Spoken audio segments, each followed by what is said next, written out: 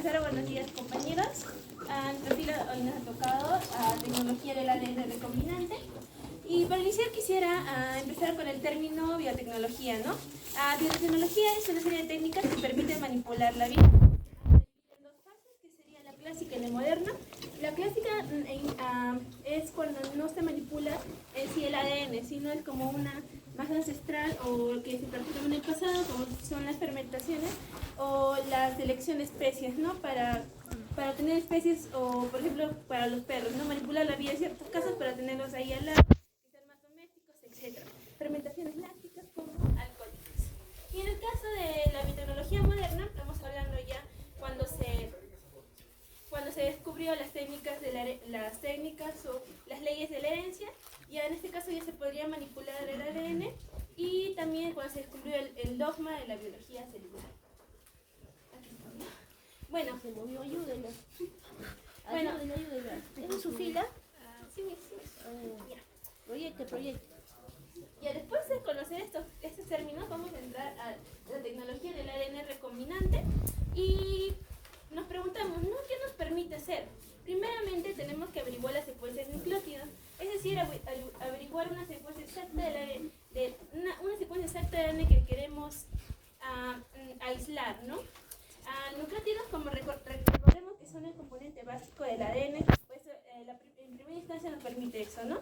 En segunda instancia nos permite aislar una región del ADN en concreto. Bueno, a partir de que ya hemos seleccionado, ¿no?, el conjunto de nucleótidos o la sección a sacarlo, vamos a aislarlo, ¿no? Esto varía por una serie de técnicas y ya tenemos en sí un fragmento. Y este fragmento al final vamos a crear un elevado número de estos, o sea, vamos a dividirlos o vamos a hacerlo que hayan bastantes de ese fragmento de ADN. ¿Ya? Aquí tenemos un ejemplo de que serían las técnicas de manipulación del ADN recombinante.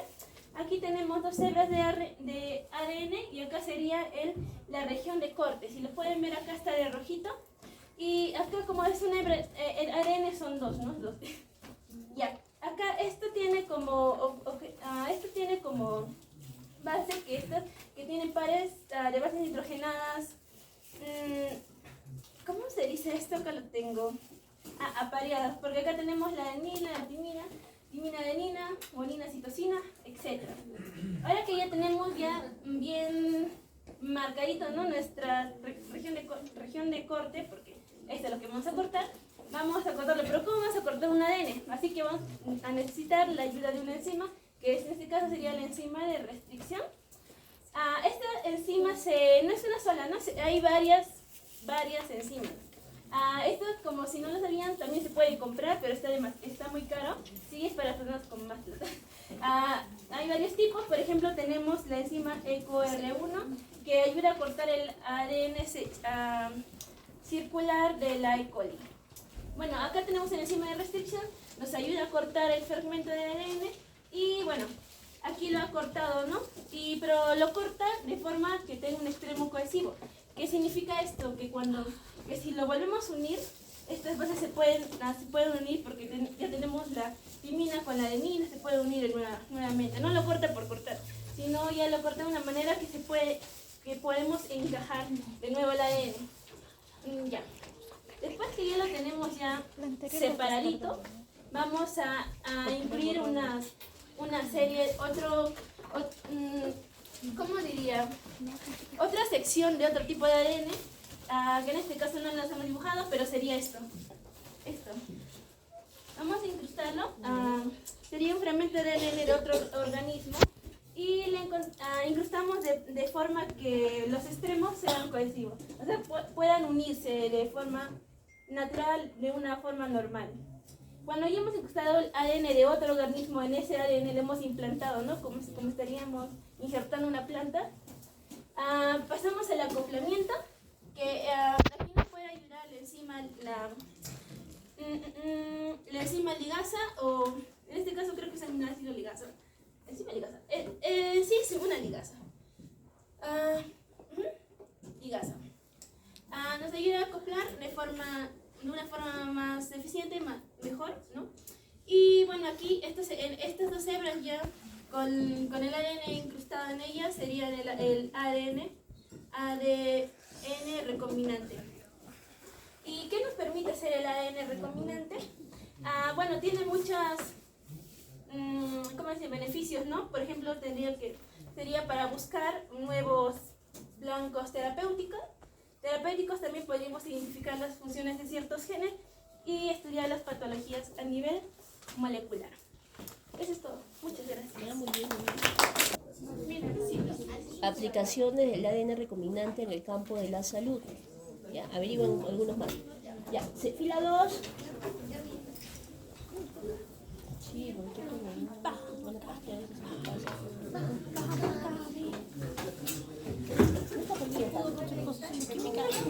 pero lo venden en la cafetería de abajo, ahí lo he comprado.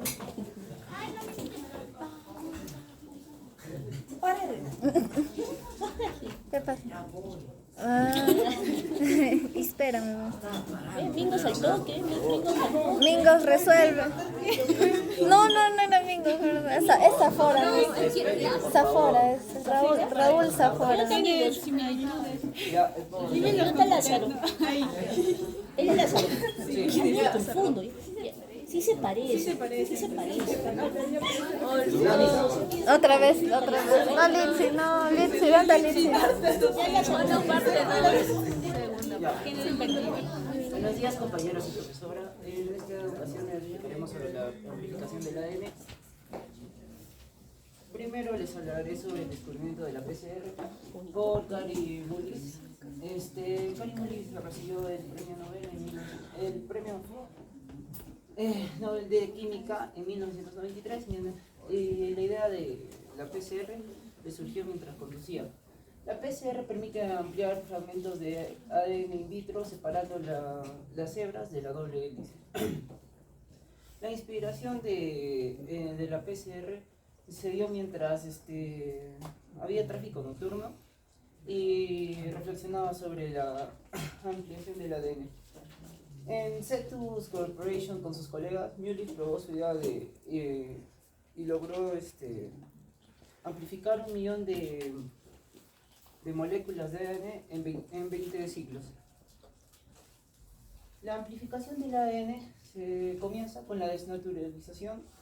Es un proceso que consiste en elevar aproximadamente esto a 95 grados centígrados y después se anclan los cebadores o oligonucleótidos o secuencias complementarias.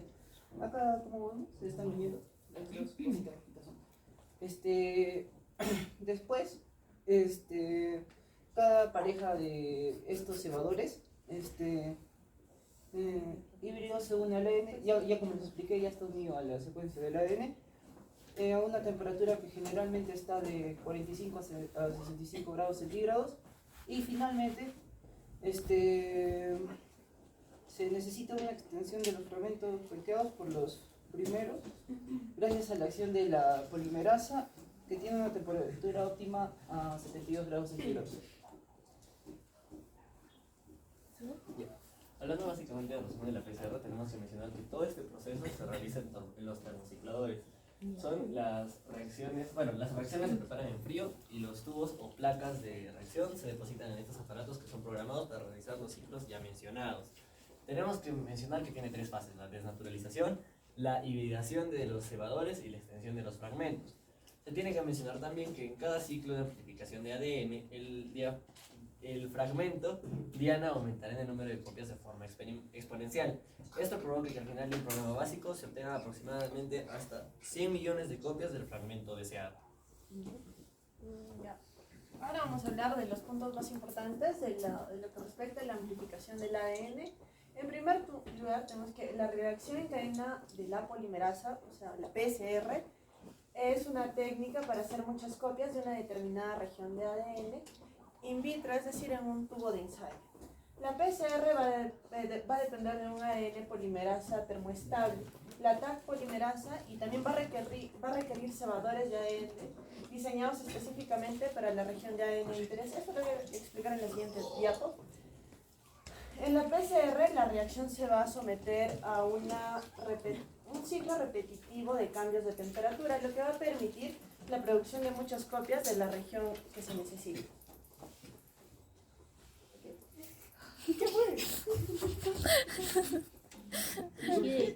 Le he puesto desde cero. ¿Un alcance más de la fila 1?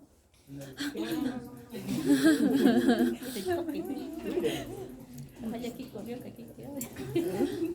Bebé puré. Miren, mejor seguían por la... Ahí está. Ahí está. La siguiente, Mejor 8. hablando así con el cursorcito, sí. Ya, ahí. Con el cursorcito, sí. Ahora vamos a hablar de las TAC polimerasas y de los cebadores para PCR. Para que la PCR se realice, se va a requerir de una enzima de ADN polimerasa que va a ser necesaria ¿para qué? Para que produzcan las cadenas de ADN mediante el uso de cadenas existentes, que estas se van a usar como moldes. La ADN polimerasa normalmente se utiliza, el ADN polimerasa que normalmente se utiliza en la PCR se llama TAC polimerasa. ¿Por qué? Por una bacteria tolerante al calor de la Klebsiella slope, una que se llamaba Thermus aquaticus. Claro. Ahora vamos a hablar de los cebadores. Una termófila. Ajá. Vamos a hablar de los cebadores para PCR. Igual que otras cadenas de ADN polimerasas, las TAC polimerasas solamente se pueden hacer si hay un cebador. ¿Qué es un cebador? Es una corta secuencia de nucleótidos que va a proporcionar un punto de partida para la síntesis de ADN. En una reacción de PCR, la región de ADN que será copiada o amplificada se determina por los cebadores que el investigador elija. Los cebadores para PCR son pedazos cortos de ADN de cadena sencilla, generalmente de unos 20 nucleótidos de longitud. En cada reacción de PCR se utilizan 2 cebadores que están diseñados para flanquear la región blanca, es decir, la región que necesita ser copiada.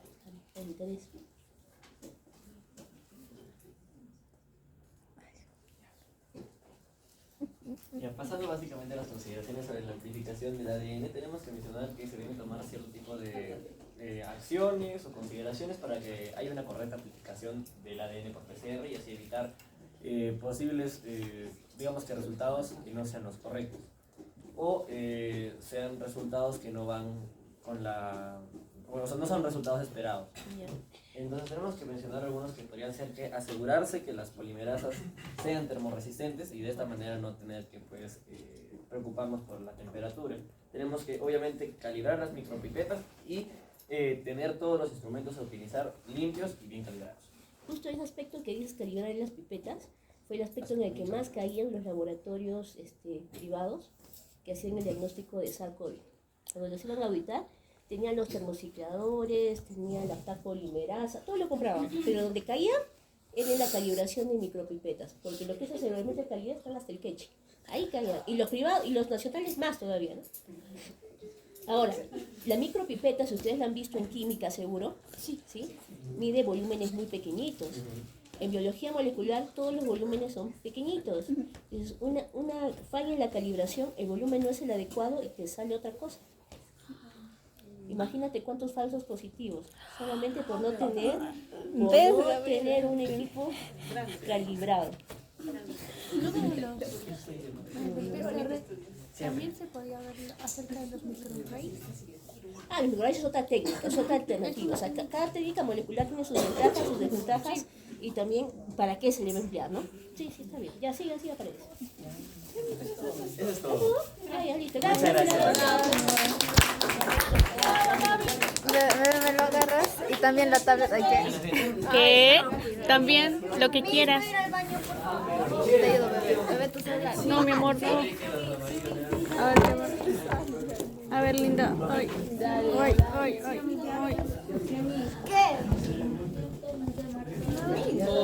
Hola, Pepe. Soy yo. Ahora tomé el control de tu tablet. Ay, Dios. No se puede. Ese bebé ya lo agarro yo. Espérate, pues. Hola. Oli. Hola, bebé. ¿Dónde está la cama? Aquí está. Es tu grupo, bebé. Del ADN, que es un proceso mediante el cual se mide, se determina el orden exacto de las bases nitrogenadas, que son la adenina, citosina, la timina, la guanina, que componen una molécula de ADN. Acá se encuentran dos formas de secuenciación, que es la secuenciación de Sanger y las técnicas de secuenciación de nueva generación. Este proceso es importante ya que determina la información genética del ADN de un organismo. Y mis compañeras les explicarán. Sí, mire, justo lo que está explicando ahorita su compañera, que es lo que es secuenciamiento, cuando tú identificas un germen, ya sea una bacteria, un virus, un hongo o un parásito, hay identificación para el tema de bacteriológico, identificación bioquímica, que lo van a ver en micro, ¿ya? Pero te da pues a lo mucho el género y difícilmente llega a especie, a lo mucho es Staphylococcus, SP, Escherichia coli, ¿no? Las más conocidas, pero en realidad sale como SP. SP quiere decir que está el género y no está la especie. ¿Cómo logras tú llegar a la especie? Con el secuenciamiento. ¿Por qué? Porque esa secuencia que tú tienes la subes al GenBank, que es una plataforma, y ve lo que coincide y te dice qué germen es. Para lo que es vigilancia genómica, que es lo que se está haciendo ahora, antaño los médicos solamente hacían vigilancia epidemiológica, la clásica, la microbiológica, la bioquímica. No, eso ya quedó en el pasado. Están haciendo ahorita vigilancia molecular. Entonces, que un médico no te sepa qué es un secuenciamiento, no te sepa el fundamento de la PCR, todos los temas que estamos viendo hoy día, es un médico que está en la calle. ¿Ya? Porque se aplica en el tema de vigilancia y ustedes son los que ven los programas de vigilancia, son los que se pelean con el MEF los presupuestos para el programa de vigilancia. Entonces, cuando el MEF detecta que no sabes tu tema, ¿tú qué crees? ¿Que te va a dar el presupuesto que tú pides? Y cuando se te muera la comunidad, ¿a quién va a linchar? A ti te va a linchar. Entonces, aprenda secuenciamiento, ya, sígalo. Bueno, vamos a hablar sobre secuenciación de Sanger. ¿Cuál es el objetivo de la secuenciación de Sanger? Es hacer muchas copias de una región en blanco de ADN. Sus ingredientes son similares a los necesarios para la replicación del ADN. Ahora, todos sabemos que la replicación de ADN necesita una enzima, que es la ADN polimerasa. Entonces también va a necesitar eso. Es similar a la replicación de ADN en un organismo, o también puede ser igual a lo que es la reacción en cadena de la polimerasa PCR, que copia el ADN in vitro, o sea, lo que ya explicaron mis compañeros. Los ingredientes que necesitamos son una enzima de ADN polimerasa, que es esta parte ploma que está acá, un cebador, que es un fragmento pequeño de ADN monocatenario que se une al molde de ADN, que es todo esto, y actúa como un iniciador de la polimerasa. Por eso esto se encuentra inicialmente, aquí está el ADN polimerasa. Y el molde de ADN que será secuenciado, que es este. También necesitamos versiones de desoxi o terminadores de la cadena. En sí, en el ADN tenemos la adenina, la guanina, la timina y la adenina, la timina, la citosina y la guanina, perdón. Y estos son solamente desoxis. Ahora, estos son didesoxis. ¿Qué los diferencia? Los que son desoxis tienen el grupo hidróxido aquí. En cambio, los que son bidesoxis solamente tienen el grupo hidrógeno. En lo que es el carbono 3, el anillo del azúcar, o sea, de la fructosa. Necesitamos total 1, 2, 3, 4 y estos 5 ingredientes para que se dé esta reacción. Ya. Continuando, vamos a explicar ahora el método de secuenciación. En este caso, el primer paso sería añadir los ingredientes a un tubo, ¿no? Estos ingredientes vendrían a ser el cebador en sí, los nucleótidos de ADN, que en sí son 4 tipos. Más adelante lo voy a explicar cómo es que esto es una enzima a determinada cadena. El segundo también sería el ADN polimerasa y también los 4 nucleótidos de terminadores de la cadena. Y cada uno viene a estar marcado por un determinado pigmento. Muy bien, el método iniciaría primero con el calentamiento del tubo para esto se da para desnaturalizar el ADN. Y en esto viene a ser el separamiento de las hebras de las cadenas, ¿no? Y después, posterior a esto, se enfriaría el mismo recipiente para que el cebador pueda unirse al molde de la cadena ya previamente separada, ¿no? Y ahora esta parte donde dice que cuando en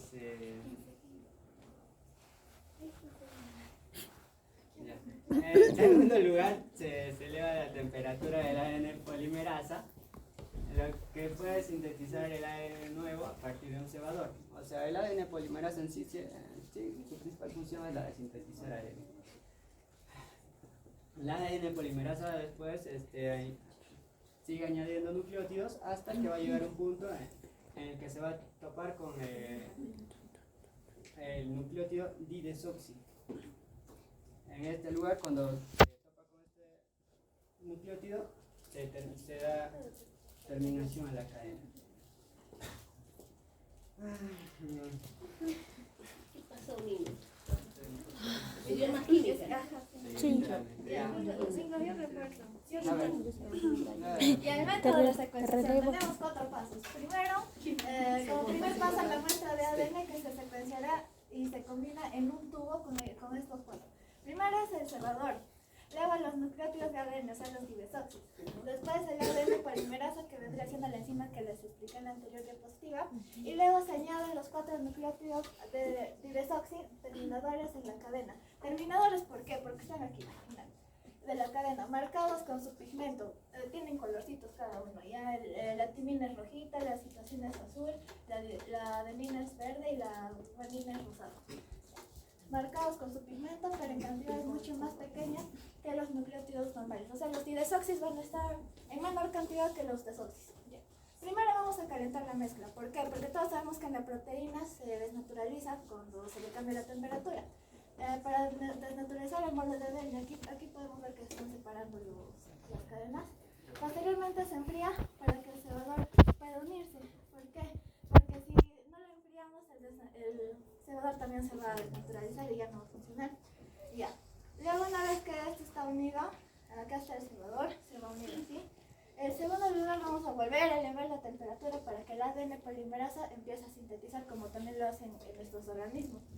El ADN polimerasa añadirá nucleótidos en la cadena, porque así es como se sintetiza el ADN, se añade nucleótido tras nucleótido, hasta que aleatoriamente va a agarrar uno de estos didesoxis, uno de estos especiales, y lo va a poner en sus terminaciones, como podemos observar.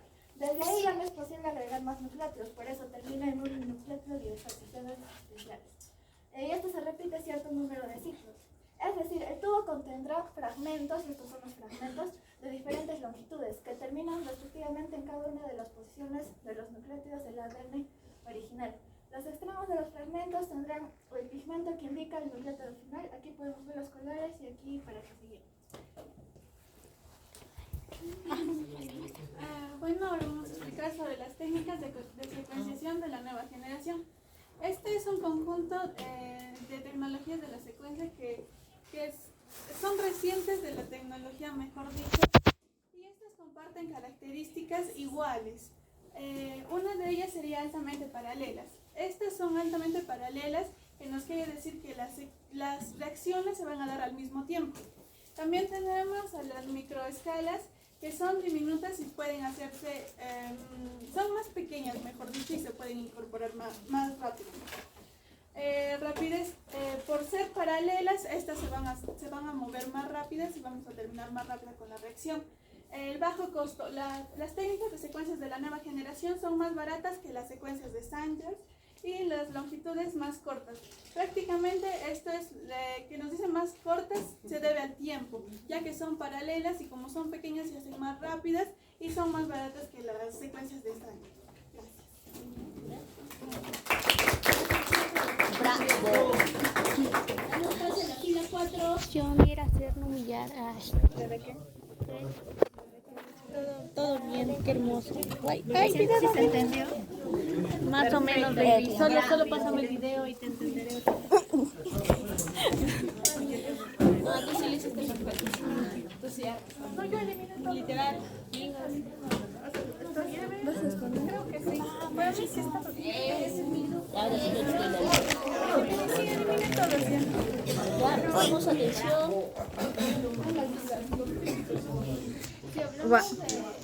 El agua. Su firma está poniendo. Los dos también fue incomprendido. Si hablamos de genotecas, a lo primero que se nos viene a la mente es la biblioteca de genes, su mismo nombre dice genoteca, o también se le puede llamar librería genómicas, o otro nombre es colección de clones. La información guardada o almacenada en estas genotecas tienen tanto regiones codificantes como no codificantes. Por lo tanto, la mayor cantidad de estos fragmentos contiene intrones. También sabemos que cada uno de estos contiene un vector al que se le ha insertado un fragmento de ADN derivado de otro ADN o ARN totales de una célula o tejido. Les paso con mi compañera. Si hablamos de genotecas, tenemos dos tipos. El genoteca genómico y el genoteca ADN copia, o también llamado ADN complementario. El genoteca genómico contiene fragmentos de ADN que representan al genoma de un organismo, mientras que los genotecas de ADN complementario son aquellos que contienen a los genes que se van a expresar. Este ADN complementario se forma a partir de ARN mensajero gracias a la enzima transcriptasa inversa.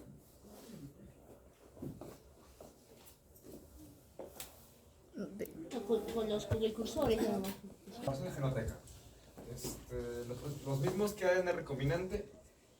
Tenemos aquí un ADN genómico, el cual se puede dividir en un montón de millones de partes, miles de partes. Bueno, por paso. Primero se aísla el genoma completo. Luego se corta en segmentos de enzimas, como les decía. Que pueden ser miles o millones.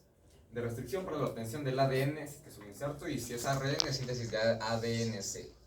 Luego, estos pequeños genomas, estas partes del genoma, se unen a su vector respectivo y cada uno se introduce a la célula huésped. En este ejemplo puede ser un conjunto de células bacterianas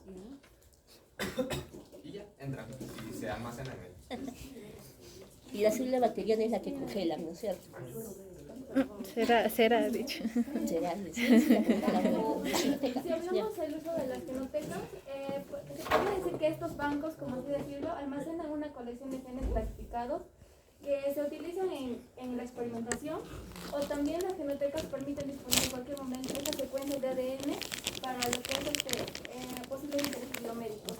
Pero también tenemos diversas aplicaciones, como puede ser el secuenciamiento de genomas, puede ser la realización de mapas físicos, también se puede usar como fuente de material genético para diferentes estudios, como ya lo mencioné, o creación de animales transgénicos, estudio de secuencias reguladores, o también podría ser una búsqueda e identificación de genes. Para variantes también, en el tema de virus, te interesan los serotipos, también se utiliza el banco de genoteca. Ya, listo, gracias. Qué mal grupo. Wow. Pobre la Rosa. Qué mal grupo.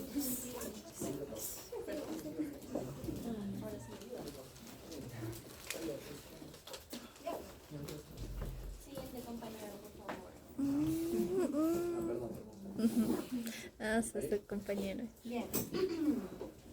Como ya lo estaba mencionando anteriormente, vamos a hablar sobre la recombinación del ADN, que también se le conoce como clonación del ADN. Esto se encarga de hacer sucesivas copias para obtener un nuevo plásmido en algunas bacterias. En fin, el plásmido se incorpora a las bacterias a través de un proceso denominado transformación. Dichas bacterias que contienen el plásmido se seleccionan usando antibióticos. Entonces, las bacterias que poseen el plásmido adecuado se emplean para producir más ADN plasmídico. En ciertos casos se estimula la expresión del gen para generar más proteínas. Pasa, por favor. Este es el resumen de lo que sería la clonación, porque en sí ya hemos visto cuántos pasos tiene y tenía un cuadro como lo mencionaba la compañera. Entonces, en la clonación lo que se hace es escoger un sector que se hacía con el ADN polimerasa y se puede unir.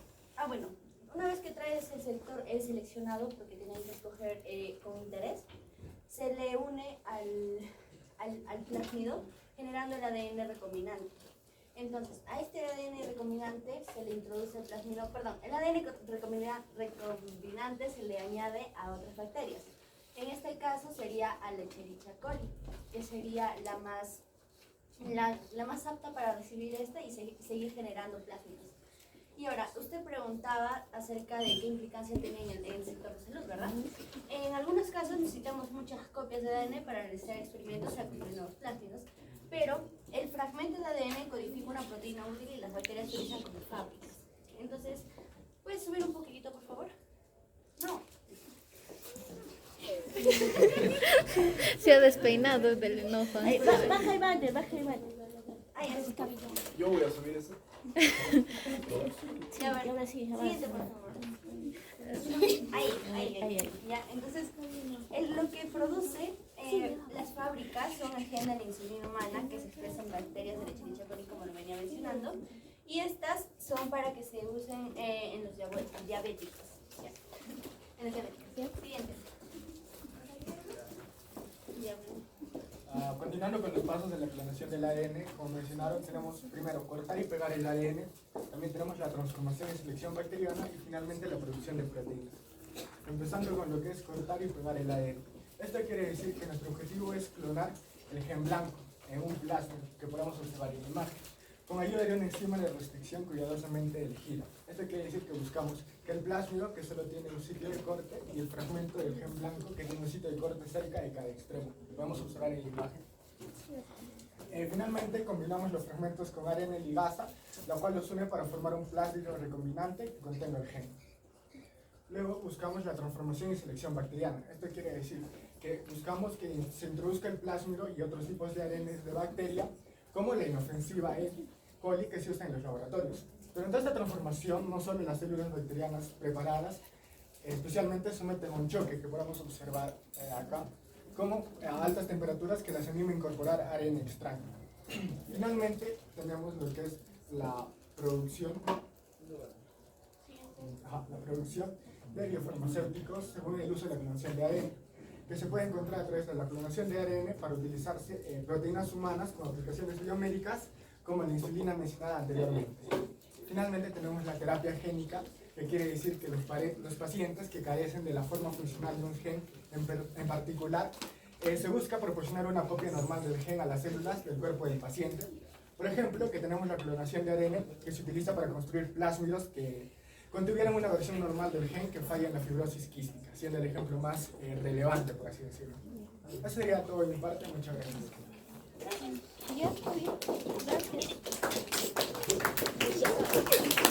Listo, aquí escuchamos a la fila 6. Buenos días, compañeros. Hoy vamos a explicar sobre los aportes del ADN. Voy a empezar con la producción de vacunas. Mis compañeros ya explicaron lo que es el proceso de la PCR y todo. PCR. Ahí hay primositos. Entonces, básicamente, acá unos dos ejemplos. Voy a tomar a la hepatitis B. Es un tipo de ADN. Entonces, no va a haber necesidad de hacer un proceso de ARN entre reconstrucción, etc. Entonces, tengo el ADN, como ya se explicó, voy a dejar una pequeña parte del ADN que tiene un gen. Este gen va a tener las órdenes de producir cierta proteína que tiene el virus en su membrana. Digamos que este es el virus y aquí está esa proteína. Entonces se va a aislar ese gen, como explicó Rodrigo me parece, luego el gen se pasa a un plasma en una bacteria y el gen el ADN que está acá, que hemos insertado, contiene el gen. Eventualmente ese ADN va a pasar por un proceso de transcripción y voilà, tenemos a la proteína. Ahora, esta proteína se usa en las vacunas, en el caso de la hepatitis B. ¿Por qué? Porque tenemos esta proteína y nos inyectan la vacuna y la proteína está ahí. Entonces, ¿qué pasa? Nuestro cuerpo reconoce esa proteína como un agente extraño. Activa su respuesta inmunológica y sabemos que nuestro sistema inmune es como una base de datos, tiene memoria. Ahora, la ventaja es que solo es la proteína, o sea, no es el virus en sí, no está el material genético que nos puede infectar, solo la proteína. De tal forma que si en algún momento el virus ingresa a nuestro organismo, nuestro cuerpo reconoce la proteína y no hay infección.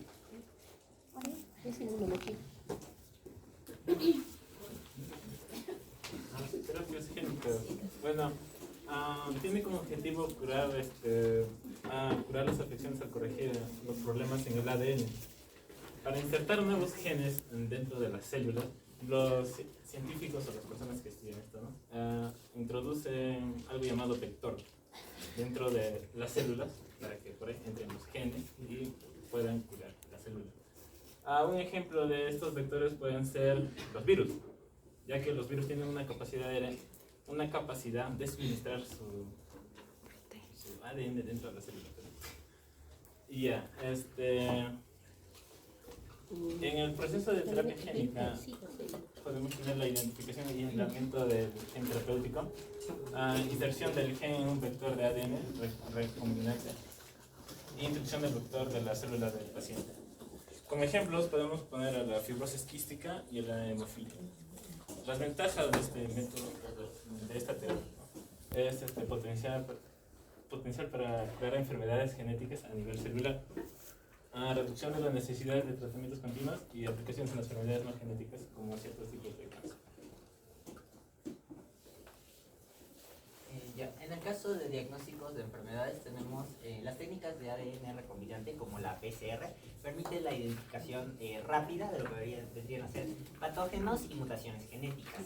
En ejemplos tenemos el PCR para el COVID-19 y el diagnóstico. En los procesos de diagnóstico tenemos primero el aislamiento del ADN del paciente.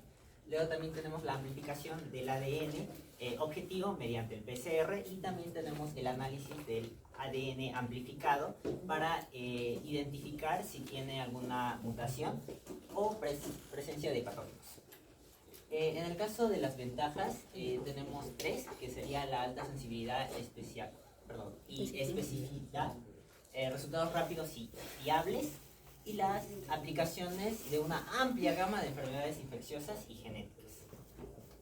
Y por último vamos a ver... Anterior. Solo para que entiendan las dos definiciones que son importantes, ¿ya?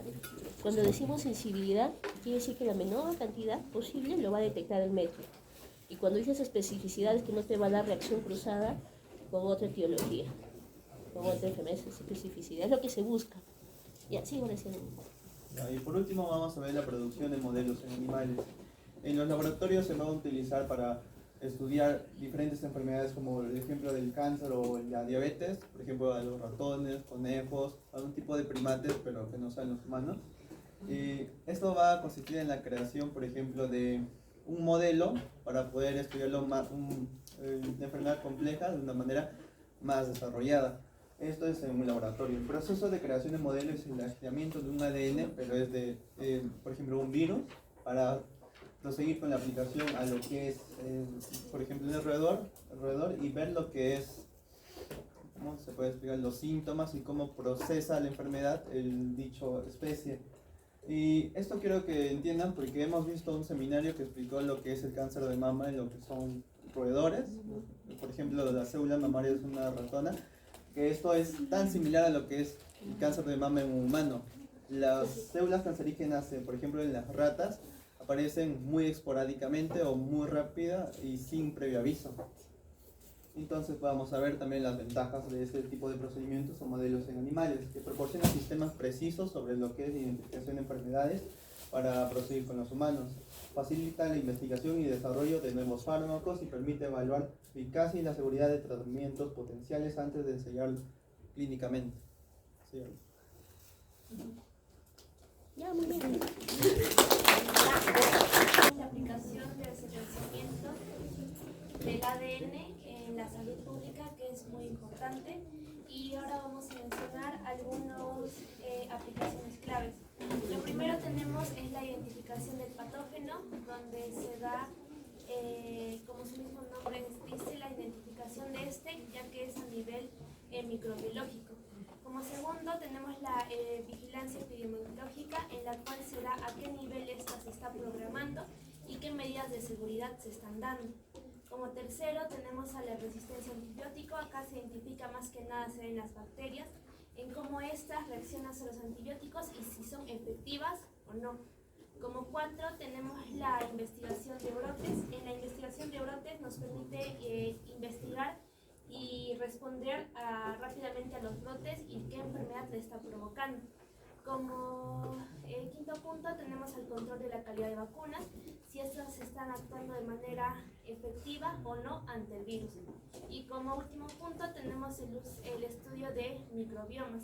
Los microbiomas son el conjunto de microorganismos, cómo es la forma que estos se producen y asimismo los factores. El estudio de microbiomas permite estudiar la diversidad en diversos entornos como sería el cuerpo humano, suelos, agua y lo que nos proporciona información sobre la salud ambiental y personal. Bueno, ahora tenemos a lo que son los secuenciamientos de los gérmenes, bacterias y virus. Bueno, uno de ellos es la identificación precisa, es decir, que podemos, a través de este secuenciamiento, podemos averiguar qué tipo de patógeno o a qué familia pertenece esta bacteria, nuestro virus. La caracterización genética nos refiere a lo que es la variabilidad genética, o sea, porque como sabemos que una bacteria, por así decirlo, tiene muchas mutaciones más, es decir, que cuenta con, por ejemplo, otro tipo de transformaciones o algo así, y eso es a lo que nos refiere la caracterización genética. Ahora, la epidemiología molecular. Esto nos permite conocer, por ejemplo, en una epidemia, el secuenciamiento de esta bacteria, este germen, y bueno, para aprender a cómo detener esto para que no llegue a mayores. Como siguiente tenemos a la detección de resistencia antimicrobiana.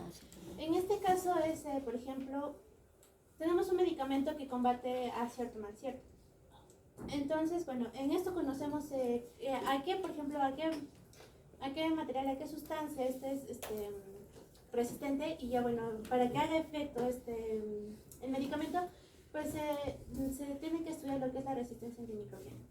Ahora el desarrollo de las vacunas, bueno, esto ya es como que para que ya neutralice esta bacteria o al menos lo haga menos riesgoso. Y el monitoreo ambiental es, o sea, cómo se encuentra en nuestro ambiente, o sea, es como la seguridad ambiental, como ya se lo mencionó, y para también cuidar lo que es la salud pública.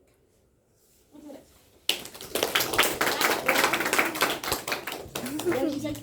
Listo, gracias. Saquen su cuadernito para que apunten algunas preguntas. Cuadernito, por favor.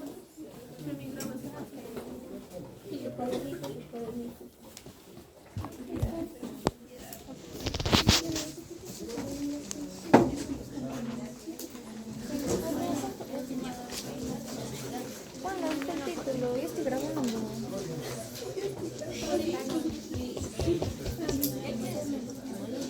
Primera pregunta. Esquematice y explique la tecnología del ADN recombinante. Esquematice y explique la tecnología del ADN recombinante. Primero el esquemita y luego la explicación, ¿no? Su compañero se acá porque hicieron acá en este sistema, estuvo bonito. Listo. Vamos a ver un poquito más. De lo que han podido revisar, ¿se manipulan solamente bacterias o qué otros microorganismos, qué otros organismos están manipulando genéticamente? Los virus también podrían ser. Sí, los virus los atenúan. ¿Qué más? ¿No han visto los casos del maíz, de la soya? Transgénica. ¿Por qué lo hacen? Bueno, hay empresas muy grandes dedicadas al campo de la biotecnología que lo tienen también como monopolio. ¿Ya? Por ejemplo, algunas semillas de maíz o de maíz más que todo, resistentes, por ejemplo, a ciertas plagas, ¿no? Pero el problema es que cuando el agricultor se hace, digamos, dependiente de esas semillas, te las venden, pero solamente te permite una primera generación, una F1. Si tú de esas semillitas quieres pasar a una F2, te va a salir una planta defectuosa. Entonces, eso que demanda que vuelvas a comprar otra vez la semilla a tu proveedor. Entonces, eso es un poco tiene sus pros y sus contras. Va a resistir plagas, heladas, pero como agricultor te vuelves dependiente de ese tipo de semilla. Dos, hay controversia entre los organismos genéticamente modificados, sobre todo aquellos que son comestibles, ¿no? Hay algunos estudios que respaldan la generación de cuadros de cáncer, por ejemplo, ¿no? ¿Listo? Ahora, en cuanto a la Escherichia coli, que mencionaron en varios grupos, es una de las bacterias que más se ha analizado y a la que se le conoce el genoma entero, por eso es que se utiliza mucho, ¿no? Y ha sido pues una gran ayuda para la producción de insulina sintética, ¿no? Para los diabéticos. Ajá. En cuanto a la amplificación del ADN, nosotros hemos hecho aislamiento de ADN, ¿se acuerdan de la concha abanico? Ya. Pero cuando se hace para temas clínicos se utilizan kits, donde viene todo lo mismo pero en chiquitito, ¿ya? Claro, en un ambiente estéril para que no se contamine tu ADN. Una vez que has extraído el ADN tienes que ver que sea de buena calidad. Recuerden, ¿no? Calidad y cantidad. ¿Cómo se evaluaba? Por electroforesis y por espectrofotometría. Cuando ya tienes tu ADN de buena calidad, de buena cantidad, ese pequeño ADN que tienes no te va a servir para todo lo que quieres hacer. Tú necesitas amplificarlo, que es generar copias de ese ADN. Esas copias se llaman anticones. ¿Cómo genero esas copias? Con la técnica del PCR que mencionó su compañero. Ustedes lo hacen en Canvas, ¿no? Dice la Gia. No, pero no lo hace una inteligencia artificial, lo hacen ustedes. Hay errores ortográficos. Ya. Entonces, el PCR que me permite amplificar, ¿qué cosa? Mi ADN, tener más copias, ¿no? Es un paso previo para qué? El PCR. ¿Qué es primero, el secuenciamiento o el PCR? El PCR primero, después es el secuenciamiento. Uy, yo sé que si yo le pongo así para pensar, se caen en el examen. Ya, características del PCR, por favor, ¿ya? Características del PCR, componentes del PCR. ¿No? Y acá, esto es justo la lectura que da el termociclador. Ya, el PCR para generar copias utilizas un termociclador. Ahora hay varios termocicladores en el MINSA porque por la pandemia los equipos llegaron. Entonces ya no es tanta la emergencia de COVID, pero el equipo que quedó. Solamente cambias el kit y haces tu diagnóstico. ¿Ya?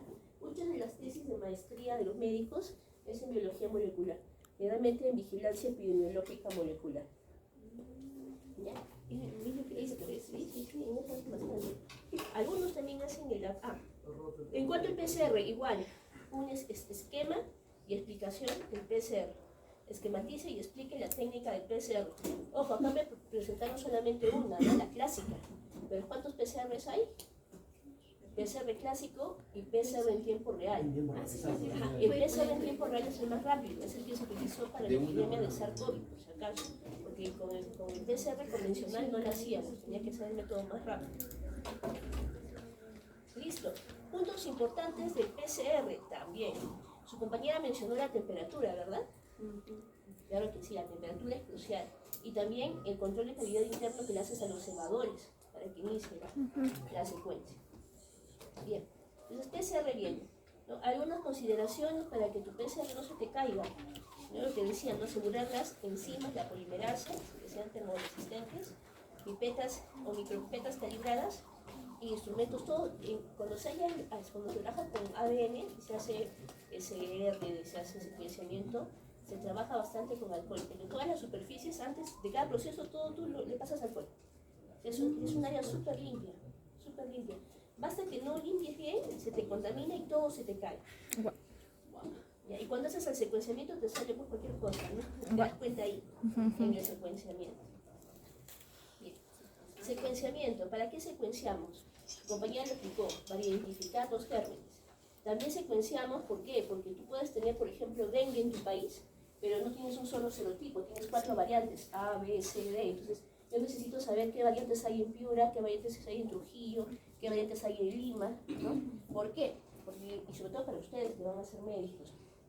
Muchos médicos, cuando hacen su salud, se enferman de dengue. Con un serotipo. Bueno, no, así estás vacunado, te da dengue. Ya, si te infectas con un serotipo, vas a hacer el dengue clásico. O sea, la fiebre elevada, el malestar, y después de los 7 días de fiebre elevada, el rash, ¿no? La comezón. Pero no te mueres. Pero ¿qué pasa si tú estabas, pero mira, tú eres de acá de Moncayo, te vas a hacer tu serum pues a la selva, y te enfermas con el dengue serotipo A. En el MINSA va a quedar detectado, ¿no? El doctor tal, serotipo A. Y después te sale una plaza en una zona donde es prevalente el serotipo B. No te conviene. No te conviene porque si te infectas con el serotipo B, ya no te da el dengue clásico. Te da el dengue hemorrágico y ahí te quedas. Y a mí, porque es hemorragia, pues te mueres encerrado. Entonces, se los digo porque yo he trabajado en programas de dengue, en programas de VIH, en programas de tuberculosis y en SARS-CoV durante la pandemia. Entonces, en la vigilancia teníamos ahí todos los resultados. Lo primero que hacías era, al médico siempre entra así, ustedes siempre, sus resultados siempre están con etiqueta blanca, porque se supone que al salvar a uno de ustedes salvamos a los que van a atender, ¿no? Entonces, tienen cierta prioridad el personal de salud, incluyen médicos, enfermeras, biólogos. ¿Ya? ¿Listo? Entonces, esa información es importante. Y me acuerdo mucho porque al médico tuvieron que reubicarlo al toque, porque estaba en riesgo. Entonces, para eso también sirve el secuenciamiento, para saber qué variantes virales tienes tú en tu país. Eso se llama epidemiología molecular. Listo. Ahora, antes secuenciar en el Perú era difícil, nadie tenía secuenciador. Ahora no. La Facultad de Biología de San Marcos tiene un secuenciador. En el INS tienes tres secuenciadores. Instituto Nacional de Salud, que queda en Chorrillos, en Lima, 3 secuenciadores. Pero por la pandemia también adquirieron un secuenciador hay un hospital emblemático en Arequipa. Ese hospital emblemático tiene su secuenciador. Y algunos con sus propios fondos, como la Cayetano Heredia en Lima, también tiene su secuenciador. Ahora, el secuenciador también te permite hacer bastante investigación. También te pasadito. ¿Ya?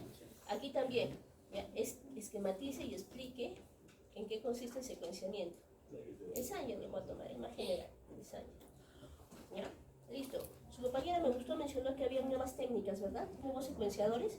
Sí, sacan a veces unos secuenciadores que son chiquititos, ¿no? Que parecen pequeñitos, ¿sí? ¿Por qué? Profesora, ¿cómo es que lo reducen? Porque esos equipos son grandes.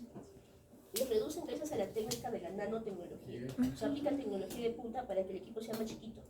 Pero, si tú corres en ese equipo chiquito y lo corres en el equipo clásico, el que es más robusto todavía es el equipo clásico.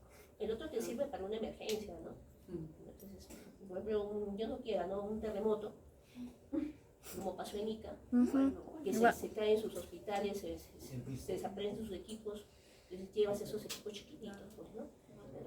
Pero igual, tomas contramuestra y la contramuestra la mandas al INS y ahí por simultáneo, como lo corren ahí en campo en el chiquito, simultáneo están corriendo por el método clásico.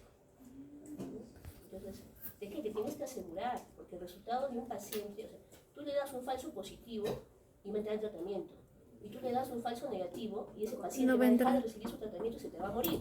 Y después te va a venir el juicio, te lleva el Ministerio Público, te quitan la colegiatura, está bien proceso, sales en panorama, y todo el broche.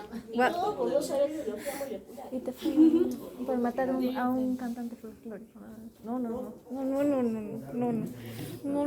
Listo. Genoteca, le estoy asustando ya. ¿Qué no he visto yo mismo? ¿Ah? ¿Cómo? Profesor, el examen de laboratorio es final, o sea, todo desde el día 1. No, desde semana 8. Ahorita no Desde semana 8. Claro, desde aún se puede salvar ese curso. En la primera laboratorio. A ver, el examen de laboratorio es la próxima semana. Sí. Viene desde extracción de ADN, mitocondrias, cromoplastos, hemos visto también grupo sanguíneo. ¿Cómo se has hecho? Ah, ya, caracteres faciales, cariotipo, seminarios y las exposiciones de hoy día. Ajá. Si se dan cuenta, las exposiciones de hoy día refuerzan esto. Sí. Ah, por algo lo hago, pues, ¿no? Porque recuerden que tiene que venir, ¿qué cosa? Maestra, para final 60, 2 preguntas del laboratorio vienen a su final, ¿no? Sí, dígame, delegada. Una consulta, lo que es de los seminarios, ¿va a venir las preguntas de los trípticos o...? Ah, no, yo no me voy a hacer problemas que me estén después apelando mi examen. Yo de los trípticos me voy a sacar las preguntas. Porque el tríptico lo ha tenido todo. Si es más, el tríptico cuando han dado sus horarios, ahí está pegado al tríptico, ¿no? Se supone que tienen su tríptico ubicado. Se supone que tienen su tríptico ubicado. Por algo les hago hacer el tríptico. Porque ellos son tan conflictivos, ¿eh? A ver, Genotecas, sí, dígame de qué.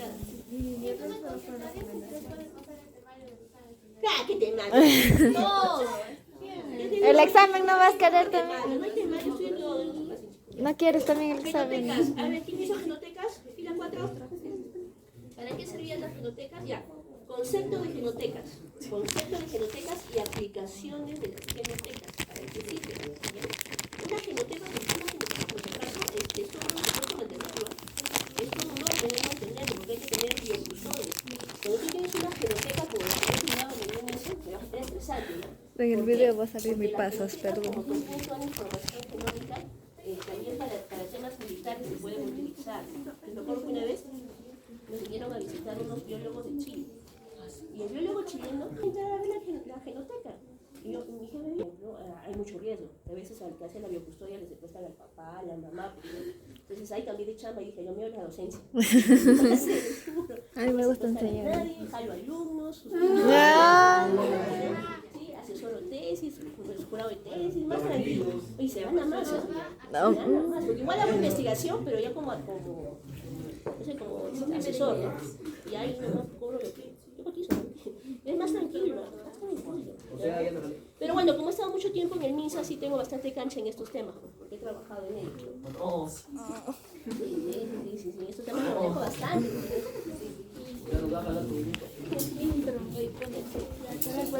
No se olviden, concepto de genotecas, aplicaciones de las genotecas y riesgo biológico de las genotecas. Bueno, digo biocustodia, ¿no? Listo. Seguimos. Pero no pasó la fija. Te estoy dando algunas pautas, no pautas. ¿Para qué? Para que esta PPT lo complementes con tus libros, con tus libros. Yo me los imagino así, no sábado y domingo ustedes estarán con sus libros, en videoconferencia con otros estudiantes de Colombia, de Alemania, debatiendo. Ojalá.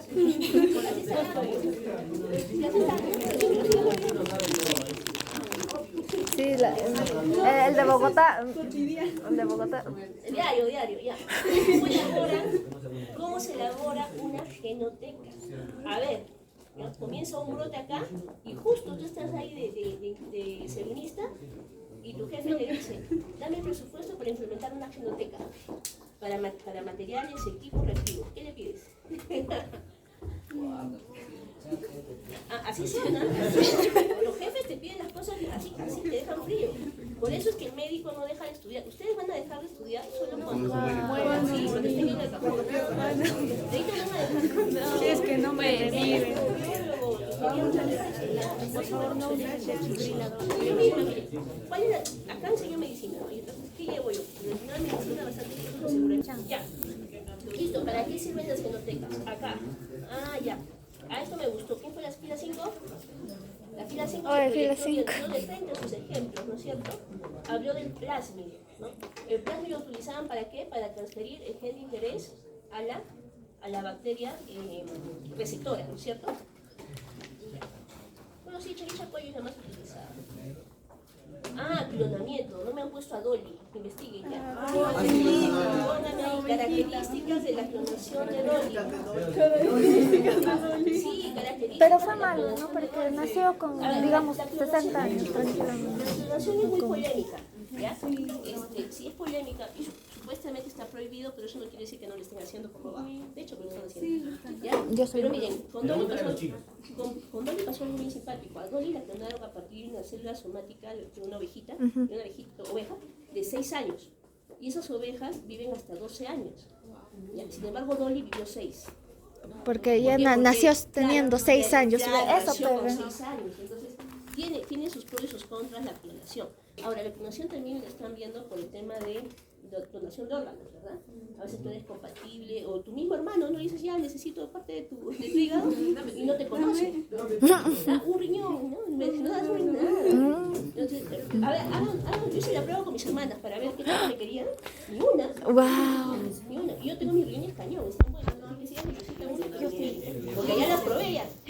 ¿Ustedes no han hecho, no han tanteado a su familia? Sí, yo creo que se me daría. Yo sí, nadie. Eso se van a llevar. Ya, listo. Listo, vamos a ver. Ya, características de la clonación. Características de la clonación. Pasos de la clonación. Que también acá está bien explicadito. ¿Ya? Listo. Para terapia. En lo que es productos biofarmacéuticos también se utiliza bastante. Y eso es toda una industria, por este caso. Ya. Ahora sí, vamos por acá. Y aportes del ADN, eso me gustó, ¿no? Producción de vacunas. Ojo, la biotecnología te puede ayudar para la generación de vacunas, pero no reemplaza los estudios que se tienen tienen que hacer en el tiempo para ver que sean inocuas y no causen, ¿qué cosa? Efectos Secundarios. Miren, a raíz de la vacuna del SARS-CoV, que era necesaria, porque la gente estaba muriendo, la sacaron muy rápido. Entonces, esos estudios de efectos colaterales no se hicieron con la misma rigurosidad. No fueron tan rigurosos como otras vacunas que demoraban 10 años, 8 años, ¿no? Lo han hecho en menos de un año. Entonces, hoy en día, por ejemplo, hay un proyecto en la Cayetana Heredia de Lima, que están evaluando los efectos colaterales, porque se ha detectado, por ejemplo, en algunas personas problemas cardiovasculares, en otras personas problemas hormonales, que están que engordan y engordan porque les ha afectado las hormonas. En otras personas se está viendo alergia a la ropa sintética. La gente que siempre usó ropa sintética, ahora no, tiene que usar ropa de algodón porque le salen unos eczemas. O sea, ha tenido no en todos, porque es que todos no respondemos igual. Porque cuando ustedes lleven inmunología les van a enseñar que tenemos un complejo de histocompatibilidad. Y ese complejo de histocompatibilidad hace que tu reacción sea diferente a la de tu hermano, a la de tu compañero, tu vecino. Entonces, por eso es que sacar una vacuna demanda mucho estudio. Pero una vez que lo logras y pasa todo su testeo y te dicen que sí, que es inocuo, que no genera efectos colaterales, entonces es un boom, ¿no? Por la epidemia, por la emergencia, por la pandemia, por la emergencia se sacó rápido, pero ya se está bien. Problemas circulatorios también en algunos. Melanoma ocular también. Sí. ¿Cuál? Melanoma ocular. Sí, melanoma ocular también. Melanoma ocular, y también se está viendo. Y algunas personas sí desarrollaron tumores, ¿no? Algunas personas, yo tenía una colega deportista, ella no fumaba, hacía ejercicio, comía sano, nada más ayudarle de toda la base. Después de la primera ola, le detectaron un tumorcito del tamaño de un frijolito chiquito, del pulmón derecho. Después de la segunda ola, su segunda vacuna, el tumor creció. Y ya para la tercera ola, su tercera dosis era del tamaño de un pavo. Y falleció de eso, ¿no? Y una persona sana, o sea, yo me como mi chatarrita de vez en cuando, pero eso fue era sana, o sea, parecía nutricionista. Y yo entiendo, y no fumaba, y no tenía familiares que fumaran. Entonces, falta todavía el testeo. Entonces, hay otra cosa, el MINSA va a tener problemas con el tema de vacunación, porque a su personal exigía las 3 vacunas, pero para la última dosis, para la tercera dosis, el MINSA se equivocó y pusieron doble dosis. Doble dosis. Doble protegido, no. No te pases, no vas a prácticamente les han puesto tercera y cuarta junta, y un montón de gente se enfermó. Y también me digo mis familiares dicen que no se pusieron por nada esa vacuna, la tercera dosis. Los médicos han dicho, ¿no? Ajá, porque un familiar estaba... Escuchamos su testimonio de Peña. Tenía un familiar que estaba acá en la parte del COVID en Tacna. Y cuando llegó la tercera dosis de Tacna, pues yo quería vacunarme con mi mamá, todo para el tema. Pero no me dejó, nos retuvo, dijo que nos salíamos de la casa, que no aprendemos de vacunar, pero no, porque no nos quería decir. Hasta que una noche les sacamos la respuesta, que había doble combinación y que todos los médicos ahí estaban informados. Tenían que vacunar por orden del MINSA y que tenían que acabar esa vacuna para no recibir el nuevo lote que estaba de acuerdo. Porque si se quedaban no iban a poder recibir el nuevo lote. Y no quería que nosotros seamos, como decir, ese tipo de carne de cañón para que murieran con esas dosis. Sí, yo también encerré a mi familia para la tercera dosis, pero se me escaparon. Es lo malo poder. Bueno, mi hermana la bióloga sí me entendió la segunda, ¿no? Yo me acuerdo cuando hacía mi serum en el Callao, en el Centro de Salud Manuel Bonilla, que la jurisdicción era de todos San Peña hasta los Barracones, todas esas favelas, ahí era mi comunidad, mi población vulnerable.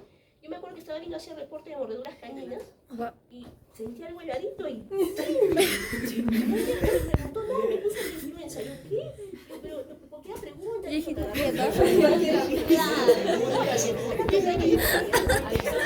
Primero un café. Primero una cena. Una recomendación. Nunca choques con las enfermeras de tu hospital, con las enfermeras de tu centro de salud, de tu clínica, porque son una logia. Tú chocas con una y chocas con todas. Llévate bien con esas comadres porque son bien. Voy a ser su amigo. Mejor ser su amiga que te fastidie, pero cuando te quiere fastidiar, te fastidia. Lo grave es y el personal técnico. A veces se subestima el personal técnico, pero el personal técnico es el que sabe muchas, el teje y maneje, y son los que muchas veces te salvan. A mí muchas veces me salva el personal técnico. Licenciada, acá esta parte de aquí haga la ciencia, porque si no le van a observar como le observan a la otra licenciada. Ya, gracias. Sí, el personal técnico que es antiguo, capaz no tengan estudios superiores, tienen estudios técnicos, pero tienen la experiencia que muchos no tenemos todavía. Entonces, prestarle atención, llevarse bien con ellos, porque hay dos tipos de conocimiento. El intelectual que tú adquieres en tu universidad y el que ellos saben por su experiencia, ¿no? Entonces, aprende de ellos también, en sus tips. Ya chicos, a ver, seguimos. Producción de vacunas, ya pasamos bien, fue justo, ¿no? ¿Listo? Y las terapias génicas que ya se están realizando algunas, que son costosas. Diagnóstico de enfermedades, ventajas y desventajas también. Y las aplicaciones de secuenciamiento, me gustó cómo lo pusieron, ahí están los principales, ¿no? Cada una de ellas, póngale un ejemplo. ¿Ya? A cada una de ellas, jóvenes, póngale un ejemplo. Ya terminó, ya.